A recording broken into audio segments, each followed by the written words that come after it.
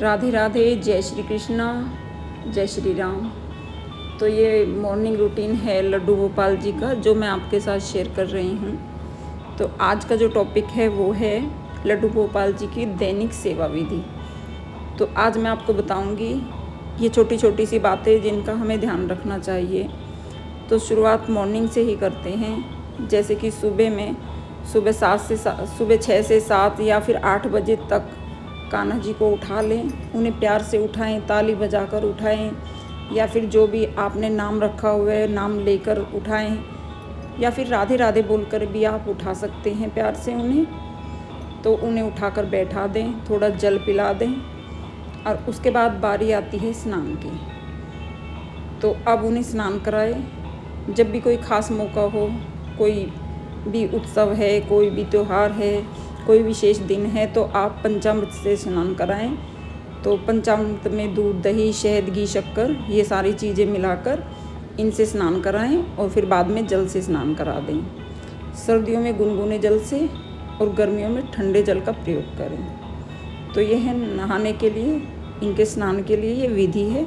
इसका हमें खास विशेष ध्यान रखना चाहिए। स्नान करवाने के बाद इन्हें एक साफ़ मुलायम सूती तौलिए से पोंछ लें और पोंछकर इन्हें पोशाक पहना दें। उन्हें रोज़ नए नए वस्त्र पहनाएं, अच्छे से सजाएं और फिर उनका श्रृंगार करें।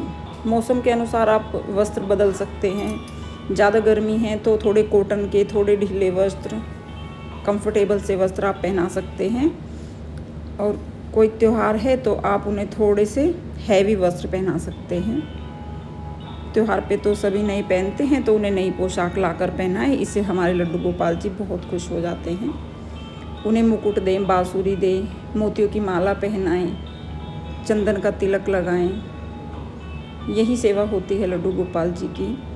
तो जब हमने श्रृंगार कर दिया है, अब बारी आती है भोग और आरती की।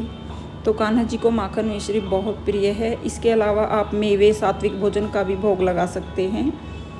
तो ध्यान रहे, भोग में आप तुलसी दल का विशेष ध्यान रखना है कि बिना तुलसी दल के वे कोई भी भोग स्वीकार नहीं करते हैं। तो अगर अगले दिन रविवार, एकादशी, द्वादशी वगैरह पड़ रही हैं, तो आपको ये ध्यान रखना है कि एक दिन पहले ही तोड़कर आप तुलसी दल रख लेंगे और कान्हा जी को भोग लगाएंगे।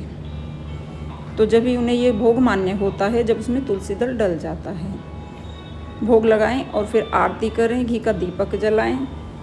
तो ऐसे ही शाम को फिर शयन हो जाता है। जो सुला देते हैं लड्डू गोपाल जी को, वो भी इसी तरह है कि बहुत ही आरामदायक वस्त्र पहनाकर उन्हें सुला दें। बिस्तर मुलायम हो, साफ शुद्ध हो। स्वच्छता का तो देखो विशेष ध्यान रखना है कि हर चीज़ स्वच्छ होनी चाहिए। और उन्हें अच्छे से थपकी देकर सुला दें, अच्छे से बिस्तर पे। तो ये बहुत ही ज़रूरी नियम है। बहुत ही छोटी छोटी बातें हैं जिन्हें ध्यान रखना होता है। ऐसा भी कोई मुश्किल नहीं है कि कोई नहीं कर सकता है। प्रेम भाव से करें, प्रेम भाव से नहलाएं, प्रेम भाव से भोग लगाएं। ऐसा सब करने से हमारे लड्डू गोपाल जी प्रसन्न हो जाते हैं। तो इन चीज़ों का विशेष ध्यान रखें और अपने लड्डू गोपाल की सेवा करें। और कहीं आप बाहर जा रहे हैं तो लड्डू गोपाल जी को अकेला घर में ना छोड़ें। आप 1-2 घंटे के लिए जा रहे हैं तो छोड़ सकते हैं। अगर रात भर के लिए जा रहे हैं तो उन्हें अकेला ना छोड़कर उनकी सेवा किसी और को सौंप कर जाएं, या फिर उन्हें साथ लेकर जाएं। तो इस तरीके से भगवान जी को आप घर में नहीं छोड़ सकते हैं अकेला।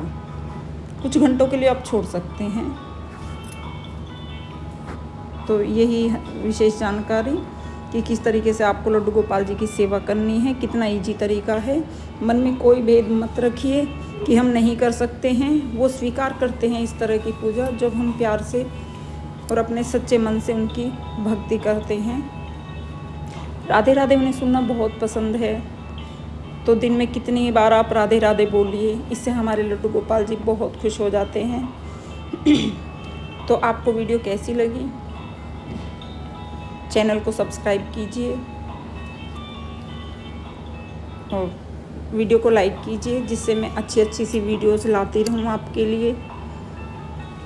तो आपके लाइक से मोटिवेशन मिलता है, जिससे हेल्प होती है हमें नई वीडियोस बनाने की।